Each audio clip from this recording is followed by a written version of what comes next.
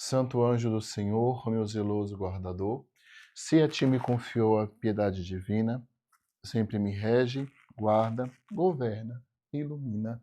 Amém. Nós falamos algumas vezes aqui, do homem, na sua beleza, criado por Deus como criatura divina e humana, física e transcendente. Nós falamos da cura espiritual, que todo homem precisa ser curado espiritual. E isso é a cura mais bela que o homem pode receber, porque a cura espiritual é a cura do seu relacionamento para com Deus. É livrar-se do pecado, é voltar-se para Deus, é voltar-se para os desígnios de Deus para a sua vida. Mas o homem também, ele precisa ser curado nas suas emoções, porque nós não podemos dissociar as realidades que envolvem o próprio homem. Lembrando que o homem também é alma. O homem ser curado nas suas emoções é ser curado na sua forma de encarar o mundo, de encarar a realidade, de encarar a si mesmo, de encarar o outro, de encarar os relacionamentos, de encarar a sua história. E na nossa vida nós somos feridos emocionalmente. Não existe homem nesta face da terra que você encontre na rua, pelas passagens, pelas avenidas, pelos becos, que não precise de cura das emoções. Porque nós somos afetados e abalados emocionalmente com tudo, com o outro, com as coisas, com a minha história de vida, com o outro que me percebeu, com o outro que não me percebeu, com o outro que falou comigo, com o outro que não falou comigo. Então, neste aspecto das emoções, que está muito relacionado com a forma com que eu vou lidando com a vida, com o outro, como eu vou interpretando aquilo, existem emoções que são para nos fazer crescer, mas também existem emoções que elas fazem com que nós possamos nos diminuir na nossa potencialidade de amar. E muitas vezes, quando nós vamos rezar por nós mesmos ou para os outros a respeito das emoções, nós vamos nos encontrar com emoções que nos marcaram e que nos afetam de modo negativa, seja de forma direta ou de forma indireta. E muitas vezes, quando nós formos relembrar ou trazer essas emoções para a oração, nós vamos ter que voltar na nossa vida, voltar na nossa história e muitas vezes rezar até mesmo pelas fases da vida e pelo coração que está ferido, né? E algumas emoções negativas de fundo que ficaram registradas, elas podem trazer impactos diretos para a nossa vida, para o nosso jeito de ser. E aqui fica algo muito importante. Eu quero aqui que você entenda a diferença de entender as emoções do outro e você estar completamente abraçado com essas emoções e encontrando nesta debilidade a justificativa para não crescer. Porque existe um problema muito sério com as pessoas. Nós temos o costume de apoiar no nosso passado desgraçado para não querermos crescer. Nós temos costumes de apoiar no nosso passado que não foi tão bonito para não querer perceber a beleza de Deus para o nosso presente. Nós temos costume de apegar o nosso passado para encontrar desculpas para várias coisas. E eu não estou dizendo isso. Eu estou dizendo isso de entender a emoção do outro para que nós possamos ajudá-lo a entender também aquela emoção e a traçar um caminho humano e a traçar um caminho de santidade, até que, entendendo, ele consiga trabalhar, chegar nas origens, chegar na raiz e chegar até aqui, a ser o homem, a ser a mulher conforme o coração de Deus, conforme o desígnio de Deus.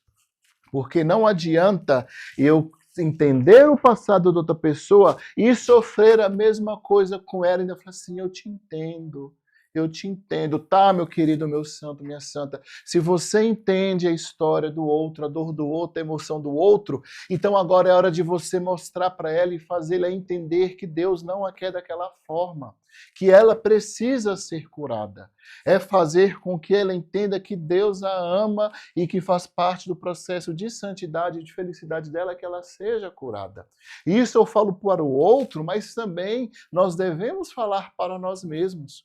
Nós não devemos nos prender naquelas situações, nós temos que agir com violência para que nós possamos conseguir a cura. E existem várias emoções negativas que ficam enraizadas e que elas arraigadas no solo do nosso coração vão sugando as nossas energias, vão nos desfigurando daquilo que nós somos no mais profundo de nós, imagem e semelhança de Deus. Vão nos tornando pessoas amarguradas, pessoas rancorosas, pessoas desesperançosas. E quantas vezes nós não nos encontramos com pessoas durante a nossa vida que dá desgosto de ficar próximo delas, porque elas não nos fazem bem. Às vezes são pessoas que estão vivendo essas situações de emoções negativas e que abraçaram as emoções negativas, abraçaram os fatos e não soltam por nada. Nós precisamos de ser pessoas, como dizia na formação anterior, livres, de braços abertos para colher aquilo que Deus quer e não nos agarrar com essas coisas. Foram coisas desagradáveis? Foram coisas desagradáveis. Foram coisas que nos machucaram? Foram coisas que nos machucaram. Mas entenda bem o que eu vou te falar. Você não tem direito de agarrar as coisas que te machucam. Você não é obrigado a ficar agarrado com a sua história que te machuca. Você é convidado a voltar com Cristo e fazer uma releitura, provar da ressurreição do Senhor na tua vida, na tua história e se tornar um homem e uma mulher da ressurreição, que teve uma experiência com Jesus Salvador, o ressuscitado que venceu a morte para nos salvar e nos libertar. E diante disso, eu queria abordar aqui algumas emoções que podem estar interferindo na minha vida e na sua vida, né? Primeiro, a rejeição, que é quando uma pessoa não se sente digna, e é um sentimento que ele é constante, ele é todo tempo, digna de ser amada, digna de estar aqui naquele lugar, digna de estar naquela função.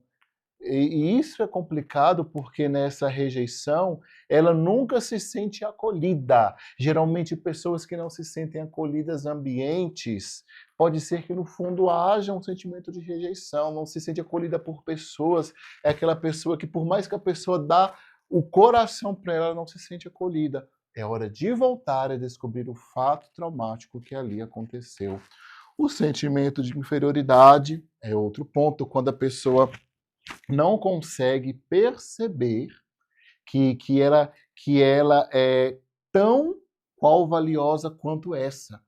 Porque, gente, uns aos outros nós possuímos as diferenças e graças a Deus nós possuímos diferenças e isso é dom do Espírito Santo. A diversidade que causa unidade. E nessa diversidade, Deus ele não sabe contar até 2, é só até 1.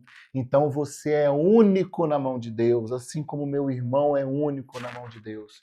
Então eu não posso comparar A com B, porque cada um tem a sua preciosidade diante de Deus.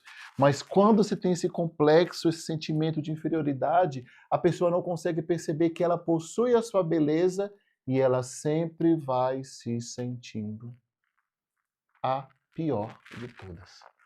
Nós também temos o sentimento de culpa, onde a pessoa se prende à impotência de agir, como se ela fosse a causa de toda a ruína do mundo, como se ela fosse o motivo do fim dos dinossauros, ela é o motivo do derretimento das geleiras, ela é o motivo da extinção dos animais, e ela é a culpa de tudo.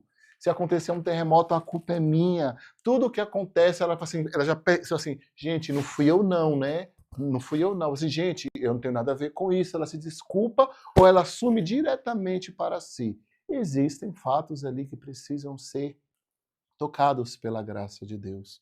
Pessoas com medo, não que o medo seja algo ruim. O medo, naturalmente, ele é um sistema de defesa que Deus permitiu que nós tivéssemos.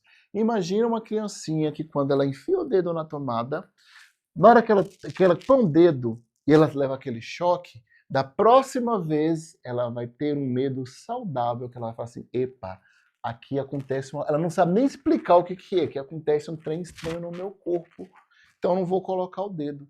Diferente do medo que é capaz de me paralisar. E isso é tão forte, quando a gente fala do medo que é capaz de paralisar. Às vezes Deus quer amar aquela pessoa e aquela pessoa não consegue correr ao encontro de Deus. É preciso de rezar, de nós rezarmos para que o medo não vença em nós. Outra coisa é a raiva, a pessoa que é completamente irascível. E aqui, como o medo, eu faço essa distinção. A raiva em si, a ira, melhor dizendo, ela pode ser boa quando ela é justa, mas quando ela já está fora do controle por causa de situações traumáticas na minha vida, ela precisa ser tocada pela graça de Deus. Nós podemos falar aqui do sentimento de autopiedade ou da mórbida complacência, ou seja, quando eu tenho aquela falsa humildade, e eu vou ser bem claro aqui, uma humildade que ela transparece algo demoníaco mesmo, porque no fundo ela não tem humildade, mas ela quer se diminuir, e às vezes não é por maldade, porque ela se diminui, se coloca como humilde para ser notada. Ali de trás tem uma carência muito grande, uma carência extrema. Quando nós falamos da mágoa, pessoas que conseguem guardar em seu coração sentimentos de mágoa, e isso é tão preciso que existem pessoas que ela vai falar assim, olha, aquilo que fizeram comigo naquele dia tal, vai falar a data, que era uma quarta-feira, lá naquele lugar, tal hora. Você percebe que a pessoa está completamente magoada. São sentimentos que prendem a pessoa no passado e que a faz escrava do fato.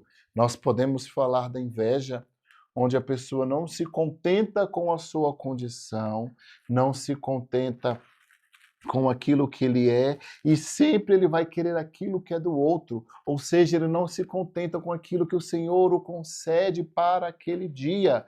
E muitas vezes isso é grave porque é até mesmo uma forma de ingratidão com a providência. O Senhor nunca, nunca nos deixa faltar o necessário. Nós encontramos outras mais, o remorso, né?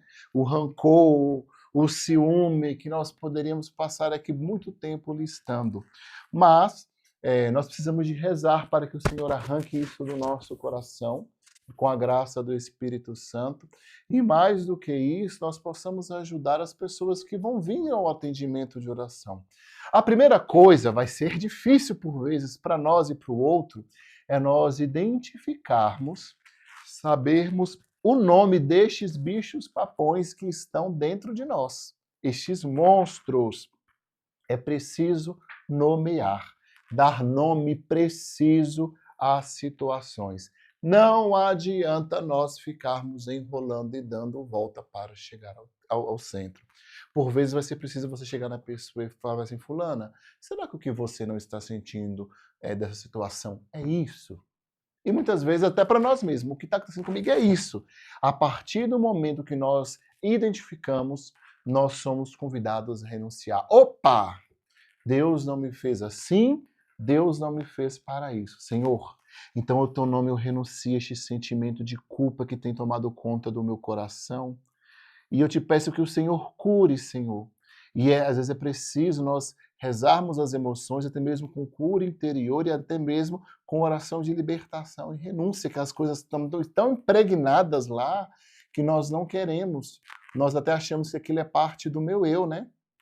Pessoas que são completamente irascíveis às vezes, bravas, fala assim, não, isso é natural de mim. Não, o Senhor não te fez com uma desordem para dizer que era você.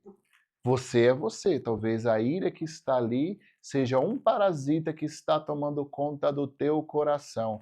Talvez você possa ser um pouco mais irascível com maneiras justas, mas sem ser algo justo, isso não é você, isso é um engano.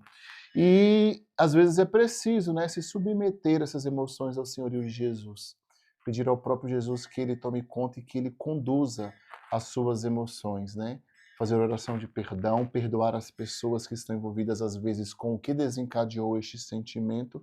E, por fim, nós mexemos ali na colmeia, as abelhas estão inflamadas, o Senhor veio, tirou o mel de onde parecia somente vespas, mas nós temos que lembrar que o Senhor expulsou as abelhas daquela colmeia, você tirou o mel, você se delicia, mas é preciso reeducar o seu eu.